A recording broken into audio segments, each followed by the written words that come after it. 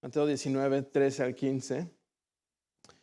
Yo que ya tengo 4 hijos, este mensaje obviamente aplica mucho para mí, pero ojalá también aplique para ti. Ya mis niños, niño, tengo una niña de 3 años, otra niña de 2, un varón de 1 y luego la bebé de 2 semanas. No sé qué está pasando en mi casa, por qué salen tantos bebés, pero pues alguien me debe enseñar cómo parar eso, no sé. Ya mi cartera está muy flaca, ya no aguanta.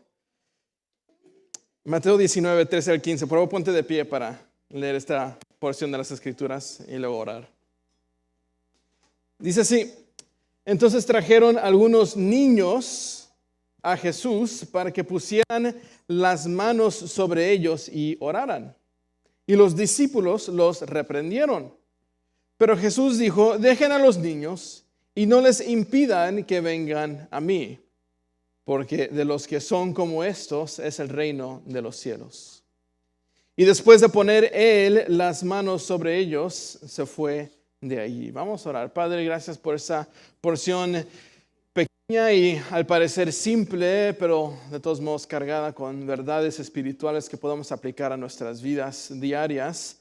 Te pido que este mensaje sea de fruto para tu iglesia, que tú seas el que esté hablando a través de mí y que tú seas el que reciba toda la gloria. Oramos eso en el nombre de Jesús. Amén. Pueden tomar su lugar. Me gustaría empezar este sermón contándoles una historia de algo que pasó allá hace muchos años. En el siglo XIX en Inglaterra las condiciones estaban muy feas, especialmente para los niños. Había niños que estaban viviendo en la calle, muchos, miles y miles de niños huérfanos viviendo solos y olvidados en la calle. ¿Por qué? Porque sus papás habían muerto ya sea de enfermedad, en ese entonces había mucha enfermedad, o se murieron en el trabajo. Las condiciones de trabajo eran muy difíciles y la mayoría de la gente moría trabajando, dejando a los niños en la calle sin nada de cuidado. Tanto el gobierno como la sociedad en este entonces no cuidaba a los niños, más bien los veía como una inconveniencia, como una carga, un problema que resolver más que vidas que cuidar. La sociedad miraba al otro lado, estos niños eran invisibles, eran desechables y literalmente morían solos, con hambre, en la calle. Pero había un hombre que lo vio de diferente manera, y este hombre, tal vez conoces de él, se llama George Mueller. George Mueller nació en el 1805 y a los 14 años él casi se queda huérfano cuando muere su madre. Y eso causó que su vida gire en descontrol y él bajó tras el mal camino del alcoholismo, el juego, la delincuencia. Y después de pasar un tiempo en la prisión, su padre lo envió a la universidad para estudiar y convertirse en un sacerdote luterano. Y durante sus estudios, Jorge tuvo una conversión genuina a la fe y él se comprometió a la obra del Señor. Decidió ser pastor. Pronto de eso se casó con una mujer llamada Mary Groves y juntos tomaron una decisión que marcaría su vida para siempre. Ellos dos tomaron la decisión de nunca tomar un salario de una iglesia, de nunca buscar un trabajo, de nunca pedir dinero y simplemente confiar en la provisión del Señor. Y eso lo vamos a estar viendo a través de su vida. Esa es la decisión que tomaron ellos. En 1832, George y Mary se mudaron a Bristol para que George pudiera pastorear algunas de las iglesias que estaban en esa área. Y en Bristol es cuando George se dio cuenta de las condiciones tan horribles que estaban viviendo muchos niños. Entonces George y Mary decidieron hacer algo al respecto. En 1836, George Mueller rentó una casa y hospedó a 30 niñas huérfanas. Empezó con 30 niñas, cuidándolas, sacándolas de la calle, dándoles de comer, enseñándoles acerca de Dios. Para el 1843, George había rentado 3 más casas y ya tenía 120 niños y niñas bajo su cuidado. Después de un par de años, George se dio cuenta, ya no tengo espacio, quiero ayudarle a más niños, no tengo nada de dinero, me voy a poner a orar, voy a anunciar que voy a comprar un terreno, Dios va a proveer. Empezó a orar y seguramente Dios proveyó el dinero para que él pueda comprar 7 acres, una tierra grande, para construir un nuevo orfanato. En 1849, él construyó su nueva casa, su nuevo hogar, y ahí tenía 300 huérfanos, niños y niñas. Un par de años después construyó otra casa que hospedaba a 400 niños más. Otros años después, la casa número 3 se armó, que hospedaba 450 niños. Luego la casa número 4, luego una casa número 5 que hospedaban 450 niños cada casa. Y sus hogares tenían capacidad para 2,050 niños huérfanos, además el personal que trabajaba ahí. Y otra vez, George hizo todo esto sin nunca pedir dinero. Nunca pidió. A lo largo de su vida, él cuidó más de 10,000 niños.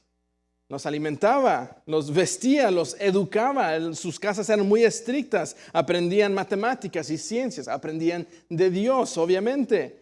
Él les ayudaba a conseguir trabajo al salir de la casa. Y otra vez, siempre sin pedir dinero. Él oraba y Dios proveía.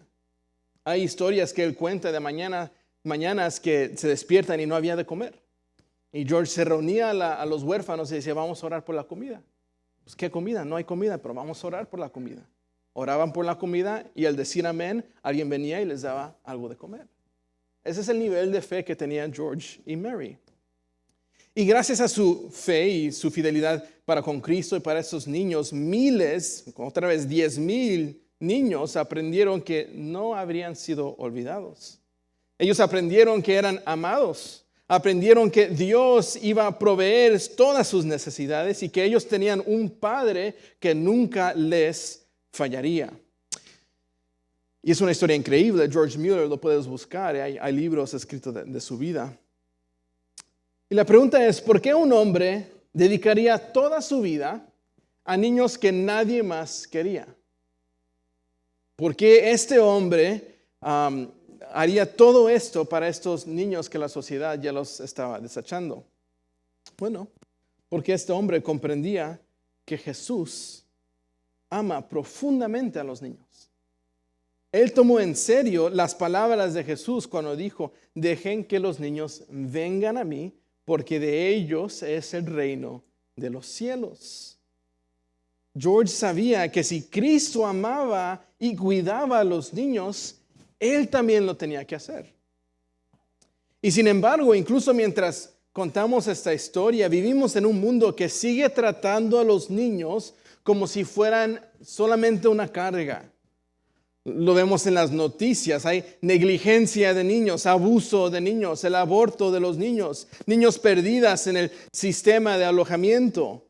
Hay una película que se llama Sound of Freedom, si no la has visto te la recomiendo, y cuenta todo acerca del tráfico de los niños víctimas de tráfico sexual. Y ellos cuentan que un promedio de 1.2 millones de niños son víctimas de tráfico sexual. O sea, estamos viviendo en tiempos donde los niños todavía son muy despreciados. La gente no los está cuidando, la cultura no los cuida, las escuelas no los cuidan. El mundo los ve como distracciones o tristemente tanto mujeres como hombres los ven como, no, pues se van a meter en mis planes. Y no es ninguna sorpresa que el mundo trate mal a los niños. Siempre lo ha hecho. La pregunta es, ¿cómo nosotros tratamos a los niños? ¿Cómo es que nosotros estamos cuidando y amando a los más vulnerables y más inocentes de nuestra sociedad? Y más allá incluso de sus necesidades físicas y terrenales, ¿cómo los estamos cuidando en su espíritu? Iglesia, te pregunto, ¿tú amas a los niños tal y como Cristo amó a los niños? Eso es lo que vamos a explorar el día de hoy. Esta tarde, vemos el corazón de Cristo, sí para los niños, pero también para aquellos que son humildes como niños. Y quiero llamarnos a 3 cosas. Primero, quiero llamarnos a llevar a nuestros hijos a Jesús. Segundo, quiero llamarnos a convertirnos nosotros mismos como niños. Y por último, quiero llamarnos a deleitar en el amor compasivo de Cristo. Empecemos con el primer punto, que es lleven a los niños a Jesús. Lleven a los niños a Jesús. Mateo 19:13 dice lo siguiente, lo leímos. Entonces trajeron algunos niños a Jesús para que pusieran las manos sobre ellos y orara. ¿Qué está pasando aquí? Esto es algo muy común.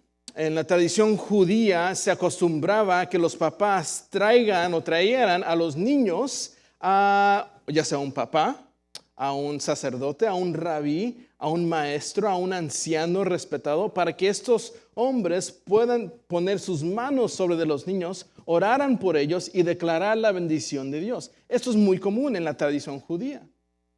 Eso se ve desde el Antiguo Testamento, Génesis 48. ¿Qué sucede? Israel, él bendice a sus nietos, Manasés y Efraín. Él impone manos sobre sus nietos y ora una bendición antes de morirse. Luego Génesis 49, Israel, Jacob, ora por sus 12 hijos y declara bendiciones. También esto más o menos lo vemos cuando Ana entrega a su hijo Samuel al sacerdote Elí para que él pueda ser dedicado al ministerio del Señor. Es el patrón que vemos. La gente está trayendo a sus hijos a sacerdotes, maestros, padres, para que ellos puedan ser bendecidos por su líder espiritual o su papá paterno. Eso lo seguimos haciendo hoy, ¿sí o no? Cuando dedicamos a nuestros hijos, los traemos para que el pastor, los líderes espirituales, oren por ellos. O no, si tú tienes un hijo, lo llevas con su abuelo, con su abuela, ora por mi bebé. Claro, cualquiera puede orar por un niño, obviamente, pero hay algo especial de la oración de un líder espiritual. Hay algo especial del toque de un padre sobre de su hijo, sobre de sus nietos. Esa oración, esa bendición que se fue dada. Y eso es lo que estamos viendo aquí.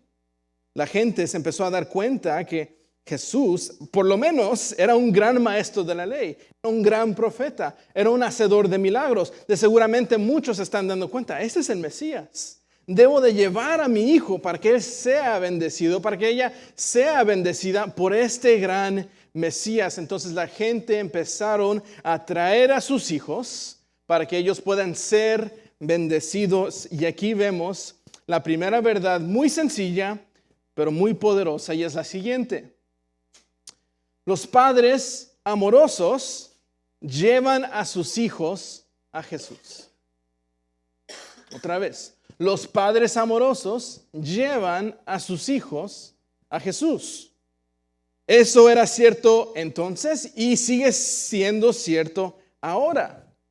Así que con esto en mente, déjame darte una verdad sencilla o un recordatorio, algo común pero muy necesario, y es el siguiente. Hablando a los padres, papá, mamá, tú eres responsable del bienestar espiritual de tu hijo. Otra vez, mamá, papá, escúchenme bien. Tú eres responsable por el bienestar espiritual de tu hijo. Tú eres el llamado a llevar a tu hijo a Jesús. Tú eres el encargado de enseñarles la palabra, de dejarles el ejemplo del arrepentimiento, de mostrarles cómo es la oración y de mostrarles lo que significa seguir a Jesús. Tú eres responsable. No es el gobierno. Por favor, no esperes que el sistema escolar forme espiritualmente a tu hijo. Eso nunca va a suceder. No es la responsabilidad de la comunidad. El entrenador de tu hijo, el profesor de música de tu hijo, pueden ser de una gran bendición, pero no son sus pastores, no son sus líderes espirituales. Tampoco es principalmente la responsabilidad de tu familia extendida. Los abuelos, tíos, tías, abuelas pueden apoyarte. Es un gran regalo, es una gran bendición, pero no es su responsabilidad, es la tuya. Incluso, escúchame bien, ni siquiera es responsabilidad principal de la iglesia criar a tus hijos en los caminos del Señor. Veo aquí varios jóvenes. Yo soy su pastor de jóvenes. No es mi trabajo, no es mi responsabilidad prima enseñarles a sus hijos cómo vivir el evangelio. Es su trabajo primero. Yo les apoyo en ese trabajo. Estoy aquí para apoyarles. Como iglesia estamos aquí para apoyarles. Tanto yo, pastor de jóvenes, a nuestro pastor principal. Estamos aquí para ayudarles. Claro que sí. Pero tú vas a rendir esas cuentas ante el Señor. No vas a decir, pues se lo llevé al pastor Joel y me lo descompuso ya. No es mi culpa, es la tuya. No. ¿Está descompuesto tu hijo? Es tu culpa. No. Pero es tu responsabilidad. Suena mejor, ¿verdad? Es tu responsabilidad criar a tu hijo, no la responsabilidad de la iglesia. Tú eres el principal formador de discípulos en tu hogar. Lo hemos dicho antes, yo lo he dicho, lo digo otra vez. Tú eres el primer pastor de tus hijos. Tú eres el pastor de tu hogar. Tú eres su pastor. Tú eres el encargado en ese lugar. Es tu trabajo criarlos en los caminos del Señor. Si no me crees, escucha lo que dice la Escritura en Deuteronomio 6, 4 al 7. Dice así: escucha, oh Israel, el Señor es nuestro Dios, el Señor es uno. Amarás al Señor tu Dios con todo tu corazón, con toda tu alma y con toda tu fuerza.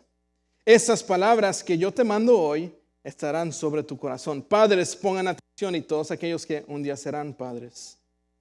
Las enseñarás diligentemente a tus hijos. Y hablarás de ellas cuando te sientes en tu casa y cuando andes por el camino, cuando te acuestes y cuando te levantes. En otras palabras, hagas lo que hagas, vayas donde vayas, sin importar la hora del día ni el lugar, enseña a tus hijos con diligencia a amar al Señor con todo su corazón, toda su alma y todas sus fuerzas. Es tu trabajo. Lo dice muy claro. Cuando andes por el camino, cuando te acuestes, cuando te levantes, cuando vayas a la tienda, cuando los lleves a la escuela, cuando se paren, cuando se duerman, enséñales a amar a Dios. Ese es el cargo que nos pone las Escrituras a nosotros los padres cristianos.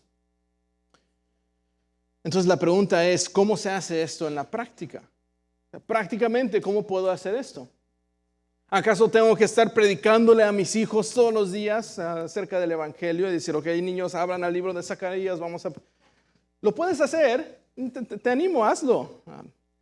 O quizás es repetir las escrituras para que los graben en su mente, en su corazón. Es bueno hacer eso y sí se debe de hacer. Pero más allá de estas prácticas, entre comillas, religiosas, tú les enseñas a tus hijos a amar a Dios en lo cotidiano, en lo normal, en lo ordinario.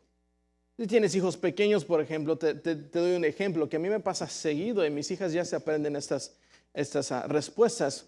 Una dice, papá, mira el cielo, qué bonito está hoy. Mira el arco iris, qué bonita está ese arco iris. Y yo digo, sí, ¿verdad? Qué bonita está. Oye, ¿y sabes quién hizo ese arco iris? Y Vera me dice, Dios lo hizo. Y digo, sí, muy bien, Dios hizo ese arco iris. Y Bela, ¿qué más hizo Dios? Y Bela dice, todas las cosas. Muy bien, Bela. ¿Y por qué hizo Dios a todas las cosas? Y luego Bela me contesta, para su propia gloria. Muy bien. Ellas ya se saben esas respuestas. ¿Por qué? Diario se las estamos diciendo. Un momento en el cual ella dijo, qué arcoíris tan bella, se convirtió en un momento de enseñarle de la gloria de Dios. No necesito una licenciatura en teología para hacer eso. No necesito ser pastor para poder hacer eso. Pasa en lo ordinario. Se me acerca Lucy. Papá, tengo miedo. No debes de tener miedo porque Dios está contigo. Él siempre está contigo. Y Dios te ama. Y Dios te ama y mandó a su Hijo Jesús. Momento de temor se convierte en un momento de enseñarle del amor de Dios y del cuidado de Dios. Una niña le pega a la otra. ¿Qué pasa? Es muy seguido. Ok, Bella, ve y pídele perdón a Lucy. No quiero. Ve y pídele perdón a Lucy. Ok, perdón Lucy. Luego mi Lucy dice, no quiero abrazo, no quiero abrazo. Ya sabe que es perdón, abrazo y beso. Y no quiero abrazo. Y bueno, ya ahora con Bella, ¿te perdonó? Sí, me perdonó. ¿Se siente bien ser perdonado? Sí, se siente bien. ¿Sabes quién más te perdona cuando te equivocas? Dios te perdona. Un momento sencillo se convierte en un momento del evangelio, una enseñanza de acerca de la gracia y la bondad de Dios. Así es esto en la vida cotidiana, en lo diario, en lo normal. Y tú después, ya mis niños son adolescentes, ya no les puedo hablar así. Ok, muy bien. Enséñales el amor de Dios a través de tu amor para con tu esposa. Enséñales el amor de Dios a través de tu amor para con tu esposo. Enséñales cómo la paciencia de Dios está efectiva en tu vida cuando, no sé, alguien te mete en el carro, vas manejando, te hace algo malo. ¿Cómo te comportas en esos momentos? Muestra el amor de Dios. ¿Sabes cómo más puedes traer a tus hijos a Cristo? Otra manera muy sencilla es llevarlos a la iglesia. ¿Quieres llevar a tus hijos a Cristo? Tráelos a la iglesia. Llévalos a tus pastores para que te ayuden. Otra vez como pastor de jóvenes, varios de ustedes, papás, se me han acercado y me han dicho, mira, mi hijo está pasando por esto, mi hija está pasando por lo otro, ¿me puedes ayudar? Con muchísimo gusto te ayudo. Sí, me sentaré claro con tu hijo, con tu hija, vamos a platicar, vamos a ver qué está sucediendo. Estamos aquí para ayudarles. Tráiganlos a la iglesia, tráiganlos con sus líderes espirituales. Mándenlos a cada evento, a cada cosa que se hace aquí en la iglesia, llévenlos a la iglesia, mándenlos. Hasta fuerza. Y lo escucho muy seguido. Es que mi hijo no quiere. Pues sí, pero también tu hijo no quiere dormir en la noche y de todos modos duerme. Mi hijo no quiere comer vegetales, de todos modos le doy los vegetales. O sea, los niños rara vez quieren lo que es bueno para ellos. Es igual en lo espiritual. Los hijos rara vez, algunos sí, tenemos varios que sí quieren mucho estar en la iglesia un poquito más. Yo digo, ya váyanse, por favor. No, no es cierto. Les gusta estar aquí, pero algunos no.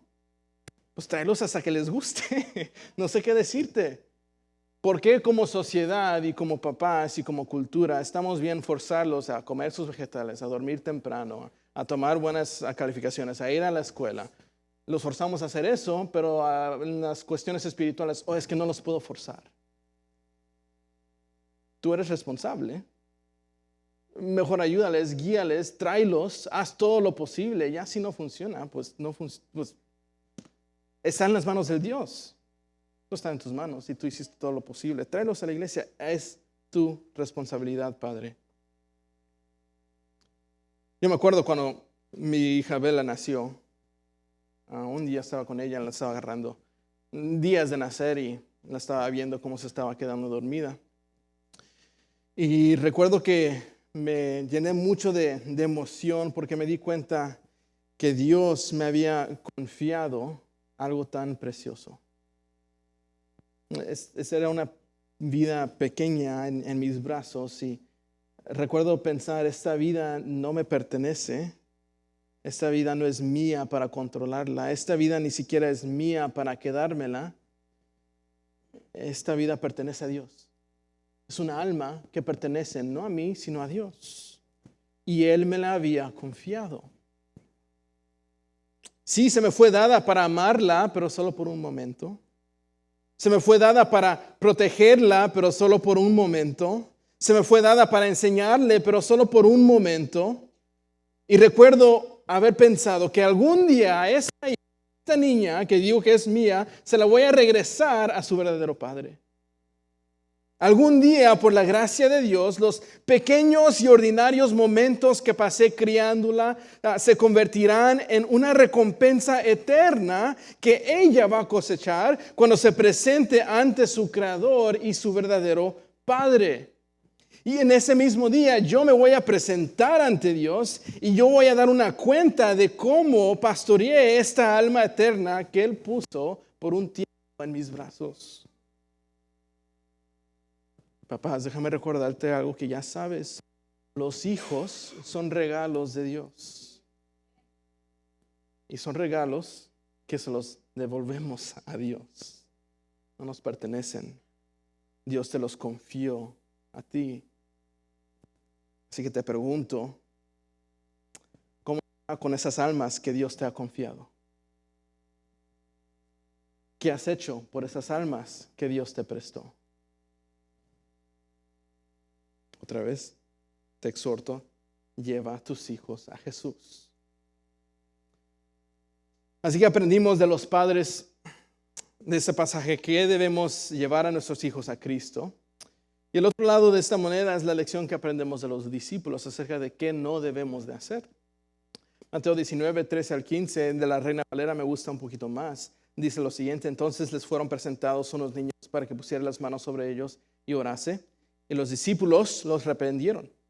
Pero Jesús dijo: dejad a los niños venir a mí y no se lo impidáis, porque de los tales es el reino de los cielos. Los discípulos están impidiendo que lleguen los niños a Jesús. Aquí vemos varias implicaciones. La primera es que de seguro ya había niños presentes. Padres estaban trayendo activamente, el griego nos está diciendo, los están trayendo, es algo que está continuando. Ya había padres ahí con sus hijos, los discípulos los impidieron. Esa es la verdad espiritual que quiero que ustedes aprendan. Es que es posible traer quizás tu hijo a Jesús, pero aún impedirle a crecer más y más en su relación con Él. Otra vez, es posible que tú traigas a tu hijo a Jesús y aún impedirle a crecer más con Él. Y dices, pues ¿cómo está eso? Pues déjame darte 5 maneras en las cuales quizás estás impidiendo a tu hijo a crecer en su relación con Cristo. Cosa número 1, ¿cómo estás impidiendo a tu hijo a crecer en su relación? Es demostrar una fe hipócrita. Demostrar una fe hipócrita. Vas a impedir a tus hijos crecer con Cristo si en la iglesia eres un hombre y en la casa eres otro. Si en la iglesia es Jesús te alabo y en la casa te olvidas de Jesús. Si en la iglesia es bendición, hermanos, estoy feliz, hermanos, pero en la casa estás enfadado y estresado con la esposa, con el esposo, con los hijos. Tus hijos están aprendiendo del cristianismo más gracias a tu vida que de los sermones que escuchan los domingos. Y van a aprender más rápido qué es ser cristiano y qué no es ser cristiano antes de aprender la palabra acerca de un sermón que yo les predique. Si estás viviendo una fe hipócrita, estás impidiendo que tus hijos alcancen o avancen en su relación con Cristo Jesús. Segunda manera que estás impidiendo que tus hijos avancen es priorizar otras cosas por encima de su formación espiritual. Priorizar otras cosas por encima de su formación espiritual. Esto es muy común. Por ejemplo, la educación. Los mandas a la escuela a fuerzas. Les dices, tráeme una buena calificación. Y te indignas más de una mala calificación que de un crecimiento espiritual mediocre. Tu hijo no está avanzando en su fe, pero ni te das cuenta quizás, ni te preocupa, pero tu hijo te trae una F y te indignas. Estás mostrando que la escuela es más importante que la fe. O quizás dices, no, hijo, tienes que entrar a Harvard, tienes que entrar a Yale, ve al colegio, hazte una carrera. Ok, si entra a Harvard, pero no entra al cielo, ¿de qué valió? Prefiero que mi hijo entre al cielo y nunca entre a Harvard que entre a Harvard y se olvide de Cristo, porque estaba tan enfocado en sus estudios. Ahora, ¿estoy en contra de la escuela o de la educación? Claro que no. Pero si esa es la prioridad, estás impidiendo que tus hijos avancen en su relación con Cristo. Enséñales, tanto como los estás disciplinando en las cosas de la escuela, eso es importante, pero no tan importante como el Evangelio, como tu fe en Cristo Jesús, como tu relación con Dios. Eso es lo más importante. Los deportes se priorizan muchísimo hoy en día sobre de la iglesia. Familias pasan más tiempo en el campo, pasan más tiempo en los deportes que pasan en la iglesia. Otra vez, para usar el mismo ejemplo, si tu hijo entra a jugar por el Manchester United, pero no entra al cielo, ¿de qué valió? No importa que tu hijo sea el siguiente Messi, si ni siquiera tiene una relación con Cristo Jesús. Pero las familias están priorizando los deportes. Así que si priorizas otras cosas por encima de su formación espiritual, los estás impidiendo crecer en su relación. Cosa número 3 es descuidar la oración por ellos y descuidar la oración con ellos. Si no estás orando por tus hijos todos los días, estás impidiendo que crezcan en su fe. Como papás especialmente, se nos hace muy fácil hablar de nuestros hijos. Ya sea esposo con esposa o quizás mamá con amiga. Siempre estamos hablando, oh, mi hijo hizo esto, mi hija hizo lo otro, está batallando con esto, con lo otro. Qué bueno que te desahogues, qué bueno que platiques, pero lleva todos esos temas a la oración. Llévaselos a Dios. Somete esos problemas, somete esas situaciones a las manos de Dios y confía que Él se va a encargar. Y además, enséñale a tus hijos a orar al orar con ellos. Si ellos nunca te ven orar, ponerte de rodillas y pedirle a Dios, Dios ayúdame, ellos no van a aprender a hacer eso tampoco. Si no estás orando por ellos o con ellos, estás impidiendo que crezcan en su fe. Cosa número 4, asumiendo que son demasiados jóvenes para entender o demasiados grandes para ser enseñados. Dices, no, mi hijo solo tiene 2 años, no va a entender. ¿Sí entienden? Claro que entienden. Yo veo a mi hija cerrar sus manitas y orar. Dios, gracias por mi comida y mis Barbies y las movies. Pero entiende que todo lo bueno, todo lo que le gusta en su vida es gracias a Dios. Enséñales a tus hijos aunque sean jóvenes. Y dices, no, están grandes, ya me tardé. No, nunca es demasiado tarde para enseñarles a tus hijos del Evangelio, para enseñarles de la fe. Sigue en el trabajo de la fe. Y cosa número 5, ¿cómo más impedimos a nuestros hijos a crecer en su formación espiritual? Es hacer que el cristianismo sea desagradable en lugar de alegre.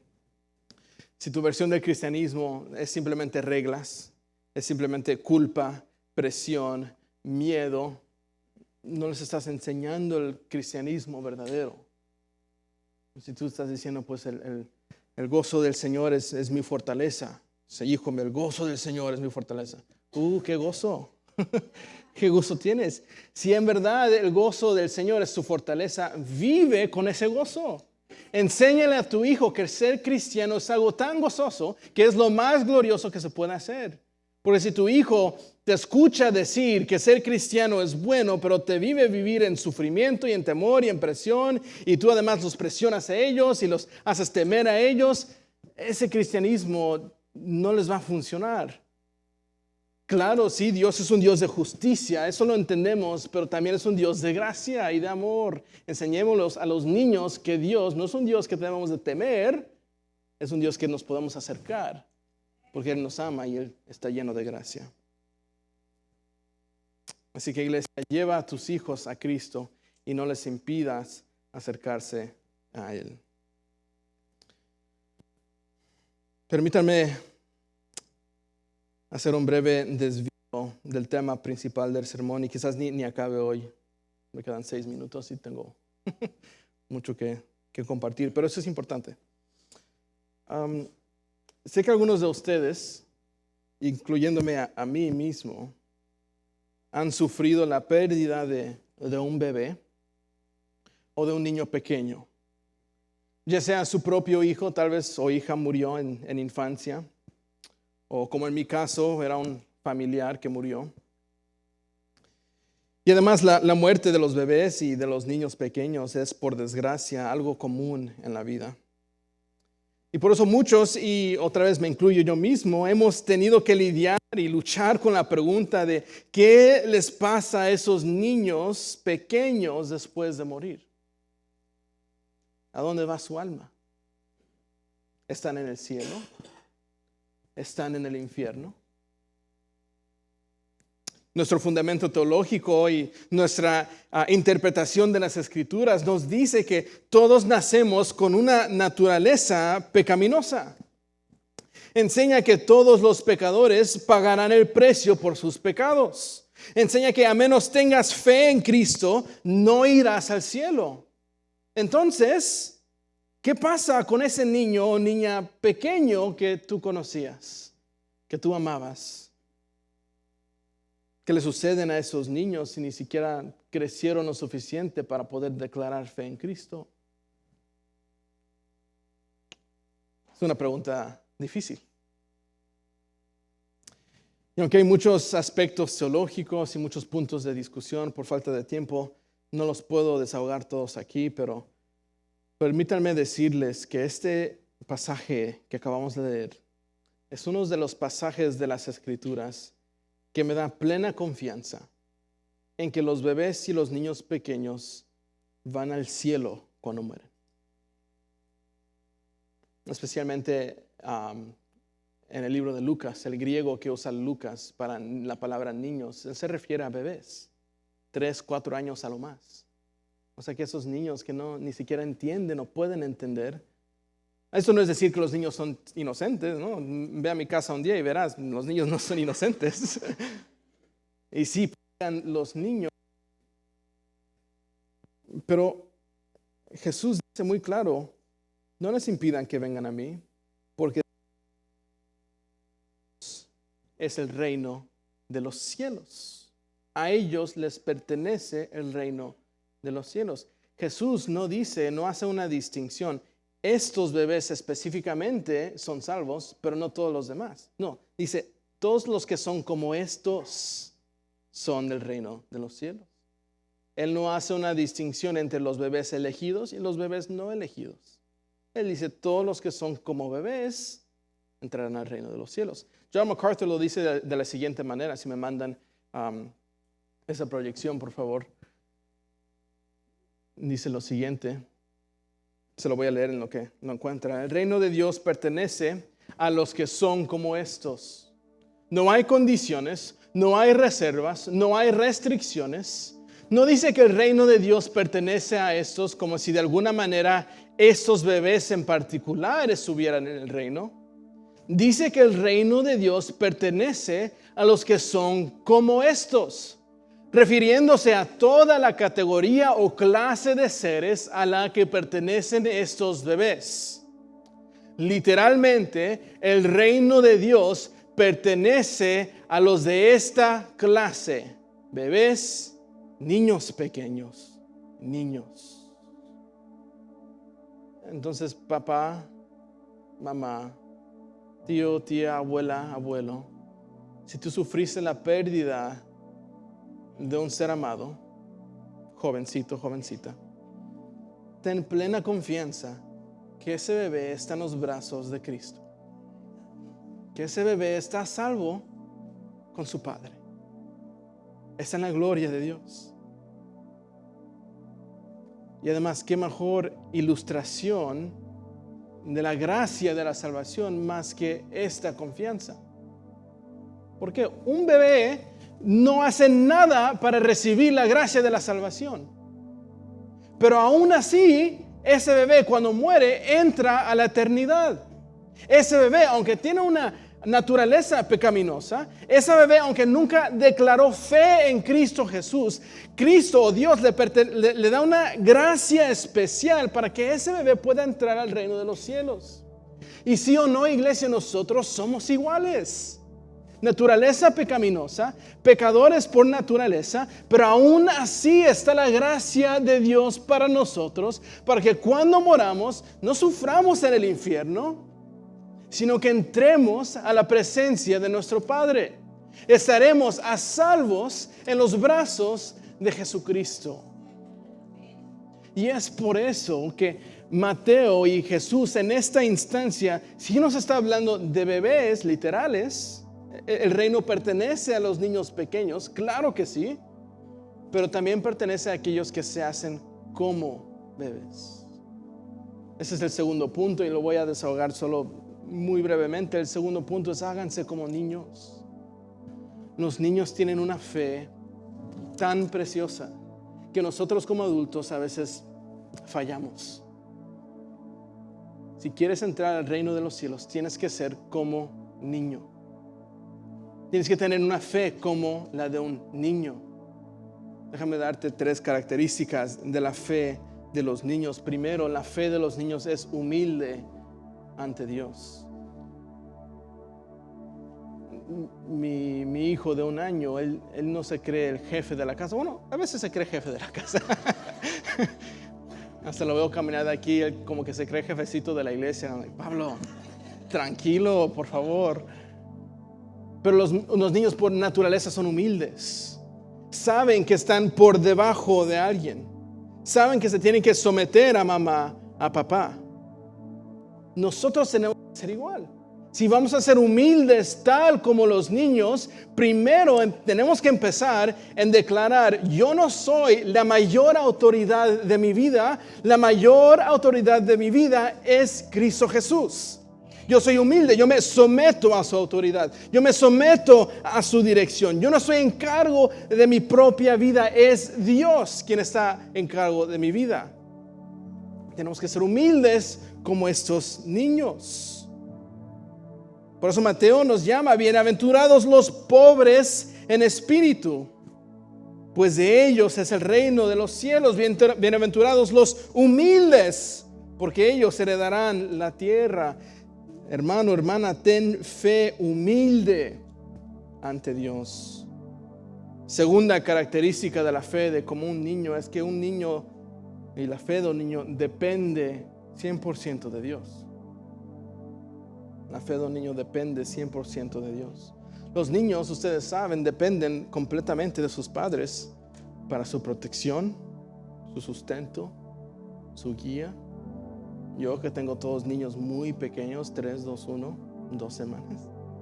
No se hacen el desayuno solos. Yo les doy de comer. No van a trabajar para pagar la renta, yo voy a trabajar. No se visten, yo les pongo la ropa. Algunos de sus adolescentes aún no se visten, ustedes les ponen la ropa. No es cierto. Pero me entiendes, los niños necesitan a un papá para todo. Especialmente mi bebé que acaba de nacer de 2 semanas. Pobrecito, no puede hacer nada más que llorar, ir al baño, comer, llorar, ir al baño, comer, y se repite y nos necesita para todo. Tenemos que ser igual ante Dios. Parte de depender en Dios también, y lo que vemos en los niños, es que los niños corren hacia sus padres en momentos de crisis. Ellos no calculan alternativas, con quién voy, qué voy a poder hacer. No, si algo sucede, ellos corren para con su mamá, corren para con su papá, porque entienden: algo mal sucedió, no sé qué hacer, mi papá va a saber qué hacer, mi mamá va a saber qué hacer, voy a estar a salvo con ellos. Como adultos, algo mal sucede y nosotros confiamos en nosotros mismos. Ya nuestra fe es fe en mí, no es fe en Dios. Ya nuestra dependencia es dependencia en mí, no dependencia en Dios. Hermanos, hermanas, tenemos que depender 100% en Dios. Admitir y ser humildes para admitir que yo necesito a Dios para absolutamente todo. Por ejemplo, mi hijo Pablo ahorita no puede dormir toda la noche sin que yo esté junto a él. Si él no siente el calor de su papá, si él no siente la presencia de su papá, Pablo no duerme toda la noche.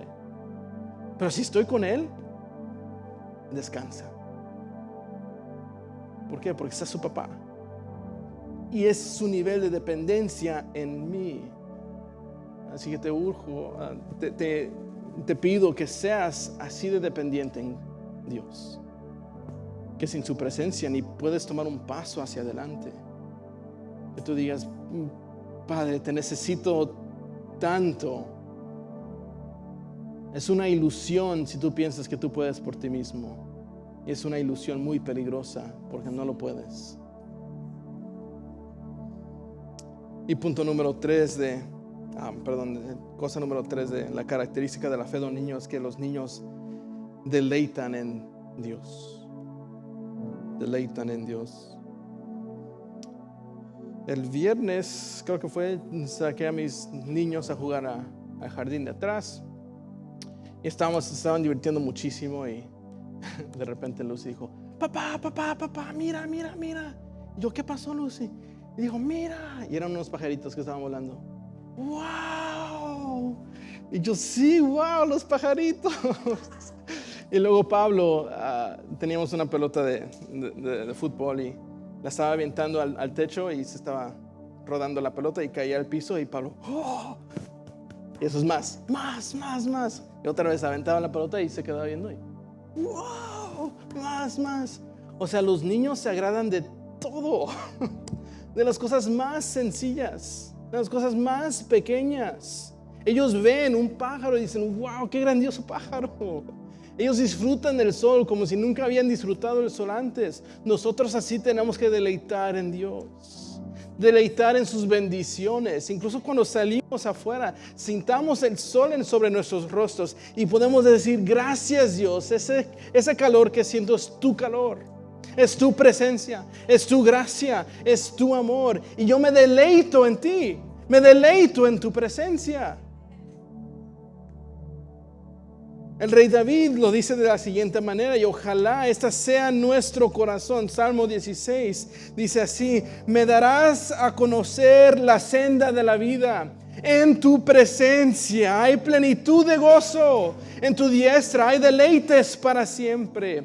Oh Señor, Señor nuestro, cuán glorioso es tu nombre en toda la tierra, que has desplegado tu gloria sobre los cielos. Cuando veo tus cielos, obra de tus dedos, la luna y las estrellas que tú has establecido, digo, ¿qué es el hombre para que te acuerdes de él? Y el hijo del hombre para que lo cuides. Iglesia, no pases por alto la gracia diaria de Dios. Tanto en tu vida como en la creación, Dios está aquí y nos debemos deleitar en su presencia. Y ya para terminar, mi último punto era que tú descanses en el amor de Dios. Descansa en su amor. El libro de Marcos lo pinta de esta manera y es bello. Dice lo siguiente: Jesús, tomándolos en los brazos, los bendecía, poniendo las manos sobre ellos. Déjame preguntarte, ¿te harás tan humilde como para decir, necesito descansar en los brazos de Cristo? ¿Te harás tan pequeño, tan como un bebé, que dirás, tengo que descansar en los brazos de mi Salvador? Porque como adultos, nosotros queremos llegar al cielo por nuestras propias fuerzas. Estamos trabajando, intentando y haciendo cosas, pero iglesia, simplemente tenemos que descansar en el amor de Dios. Otra vez se lo pinto de la manera con mis hijos. Mi bebé no descansa si yo no la cargo. Cuando está en mis brazos, esa bebé descansa. Debemos de ser como esos bebés, como esos niños, que descansemos en los brazos de Dios. Ponte de pie y vamos a orar.